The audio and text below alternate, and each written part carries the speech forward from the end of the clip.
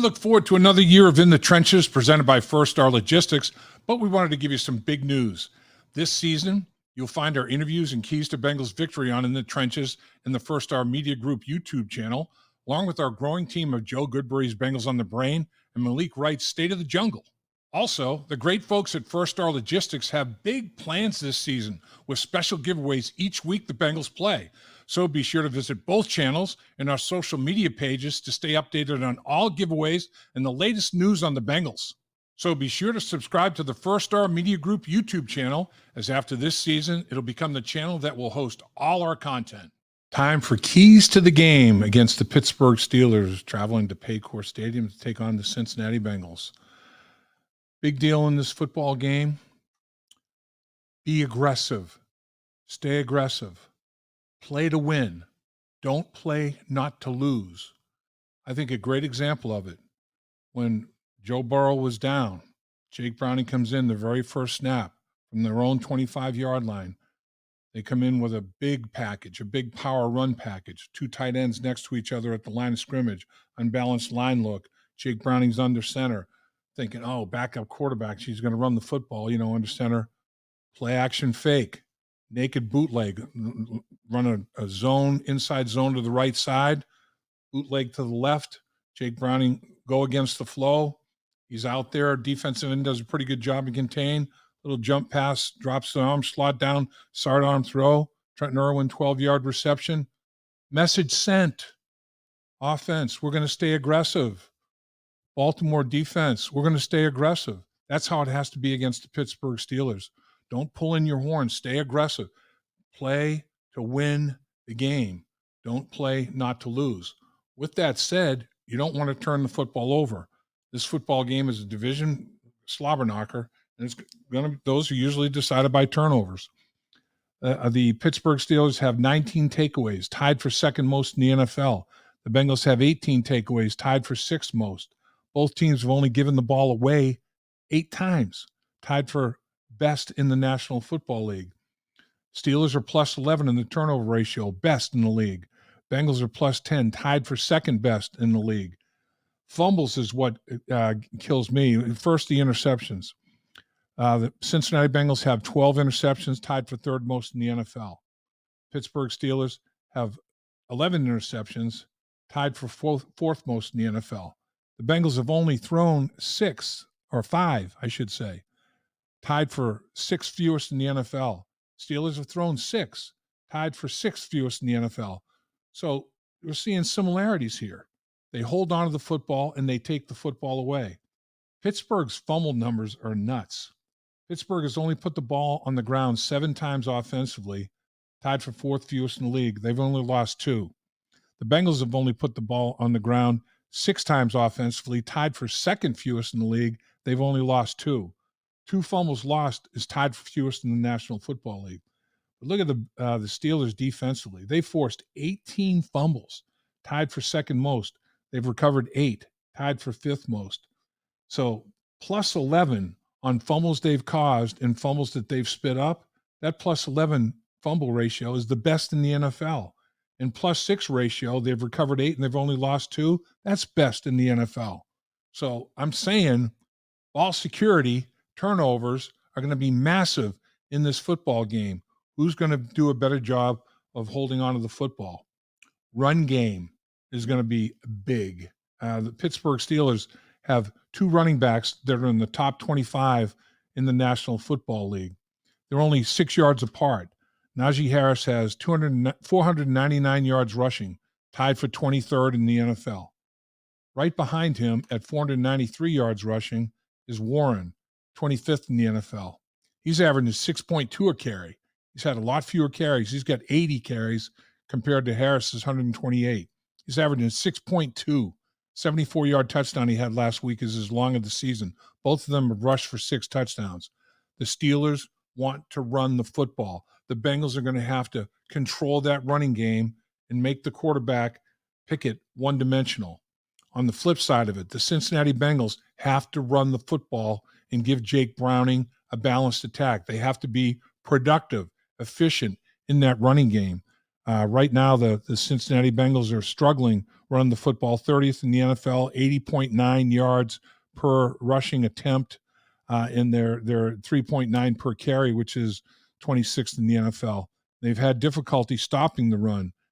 Defensively, the Bengals have here lately, especially the 31st in the league, allowing over 138 yards on the ground, 5 yards a carry, 31st in the league. That's going to be a big deal in this football game, which will they be able to get Joe Mixon off a little bit on the ground attack to balance what Jake Browning's going to try to do throwing the football. Will the Bengals be able to control Harrison Warren a little bit and put more pressure on the quarterback, Pickett, and see if they can make them one-dimensional and see if the Bengals can make themselves more balanced? That's going to be a big factor in this football game. Next thing is explosives. Got to diffuse the explosives. Got to minimize the big plays. There's no doubt about it. In the last 2 games, Houston had 9 plays of 20 yards or more. 9 of them. Baltimore followed it up with 7 plays of 20 yards or more against the Cincinnati Bengals defense. 16 plays of 20 yards or more in the last 8 quarters isn't going to cut it.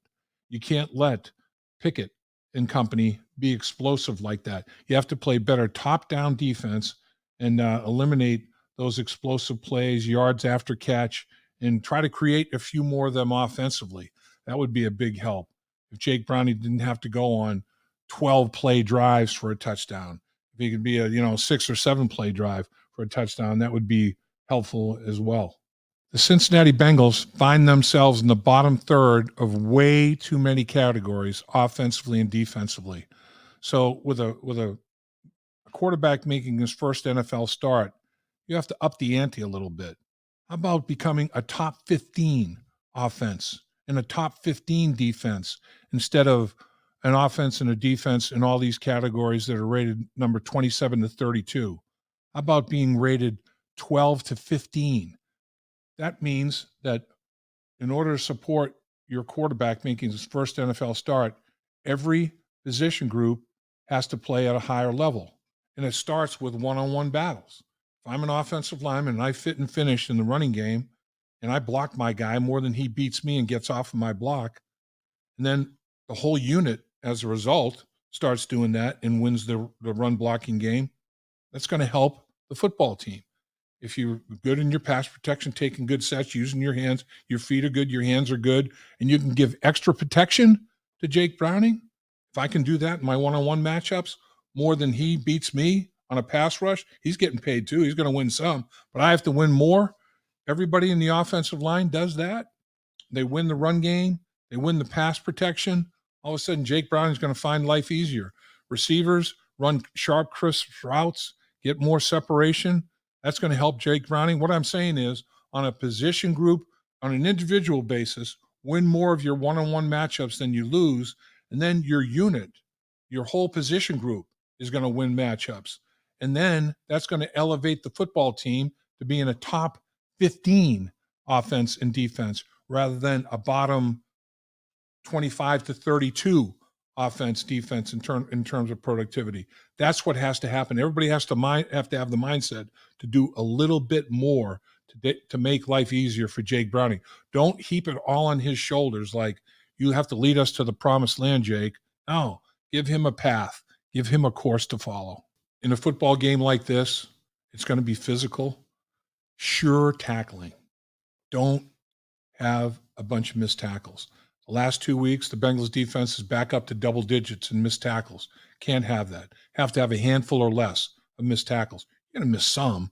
Again, they get paid too, but you can't have 10 to 12 missed tackles in a football game. And the best way to do it is gang tackle. Gang tackle. Get a bunch of bodies to the football. Don't leave a teammate out there in a one-on-one situation in space. That's tough. That's a tough matchup in the National Football League. When you are the first man there, though, make sure you get your head across the body, slam your shoulder in there. Don't be reaching out and trying to grab an arm tackle. Gang tackle. And if on the flip side of it, if the Bengals skill people find themselves one-on-one in space, make them miss. Get yards after catch, yards after contact. That's going to be big in a football game like this. And then finally, special teams. Man, it's going to be massive. Field position is going to be monstrous in this type of football game. It could be a low-scoring game, so every possession is going to be vital. If your average drive start is better than the Pittsburgh Steelers is on a possession-by-possession basis, you have a better chance to win the football game, plain and simple. The punters, their numbers are staggeringly similar. I mean, ridiculous. They're both averaging 44.8 per punt. They're both averaging 40.3 net, the exact same numbers on 48 punts, the exact same number of punts. But the big difference, Robbins is +7 in terms of down inside the 20 and touchbacks. He's +7. Harvin is +18. Harvin is tied for best in the National Football League in the differential of downing punts inside the 20, which he has 20 of those, and he only has 2 touchbacks.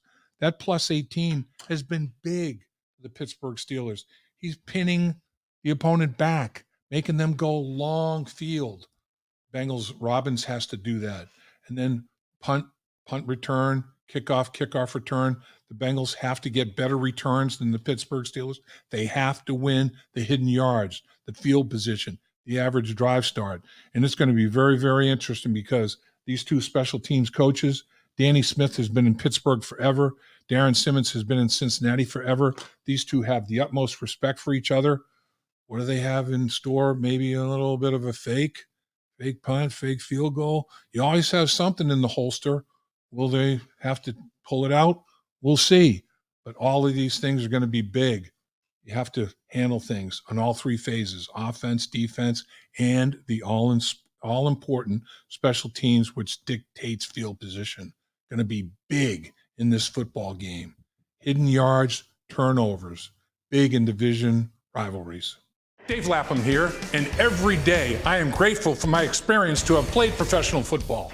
As a player, I realize self-motivation, leadership, and appreciating your teammates are key. At First Star Logistics, you can use those same attributes to create the life you want for you and your family. Build your future by working hard like I did. You'll see results both on and off the field. Call First Star Logistics today and be part of our winning team. Opportunity knocking.